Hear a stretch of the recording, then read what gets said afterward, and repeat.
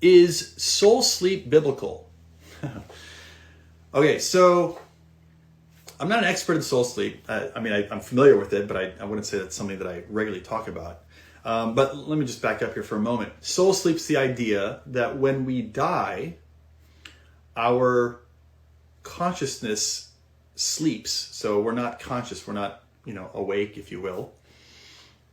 And that state continues until the final resurrection. So we die, our soul sleeps until the final resurrection, in which case it would awake at that point. All right. I think this is a view I know it's a view that's believed by Jehovah's Witnesses. And if I'm not mistaken, I think Seventh-day Adventists also believe in this, but I could be mistaken about that. But that's just my quick thought here. And I think it's somewhat understandable why people might believe in soul sleep, because there's certainly things that are said in Scripture that seem to suggest that that's the case. For example, oftentimes when the Bible talks about someone dying, it says, these people have fallen asleep. And of course, that's just kind of a euphemism, I would argue, to refer to what appears to be that the body is just laying there and not doing anything, it's sleeping, right? And of course, as someone dies, it does appear that their body is just laying there and sleeping. So you see why maybe somebody might believe in this idea that soul sleep is a biblical idea, because it talks about that.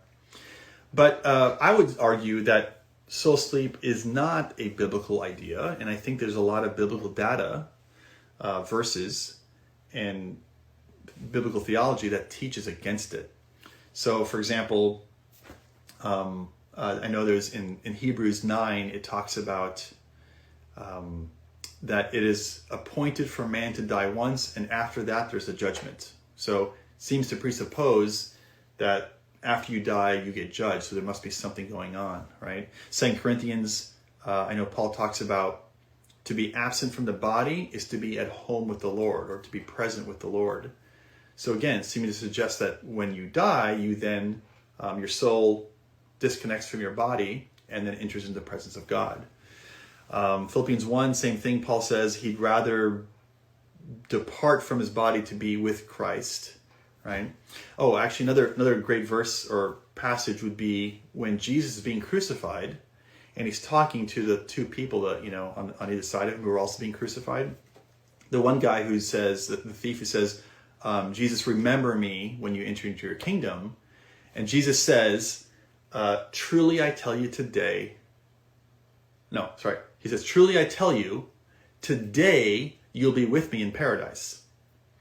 Now, Jesus and that thief both died that day, and yet Jesus was telling him that day they'll be together in paradise, which presupposes that there'll be some sort of consciousness and awareness at that point after death. So again, these are all passages that seem to suggest that our souls don't sleep after we die. Rather, we have a conscious state. So the way I'd summarize kind of what happens after death, which I think is the biblical view, is when we die, our body enters into a grave, or we're put into a grave, or our body remains on earth. Our soul separates from our body. We enter into either paradise with God, if we're believers, or into Hades, if we're not believers.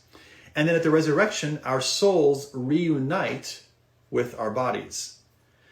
And at that point, our bodies will be glorified and be made incorruptible. Right? So I think that's the biblical view, and that's why I would say it contradicts the idea of soul sleep. So I don't think soul sleep is biblical. That's my take on it.